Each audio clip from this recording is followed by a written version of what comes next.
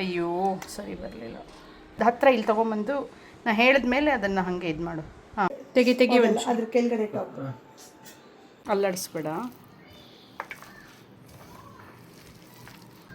ಕೈಯಲ್ಲಿ ಹಾಗೆ ತೊಗೊಂಡು ತೋರಿಸು ಒಂಚೂರು. ಹಾಗೆ ಇಟ್ಕೊ.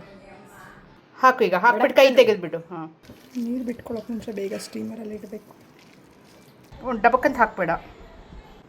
ರೈಟ್ ಹ್ಯಾಂಡಲ್ಲಿ ತೆಗಿ. ಇದನ್ನು ಈಗಲೇ ಕೊಟ್ಬಿಡ್ತೀಯ ನಮಗೆ ತಿನ್ನೋಕ್ಕೆ. ಮಾಡ್ತೀನಿ ಬೇಗ, ಇನ್ನು ಜೀರ್ಣ ಆಗುತ್ತಲ್ಲ ಬೇಗ. ತೆಗೆದಾ? ಹಾಂ ಹ್ಞೂ.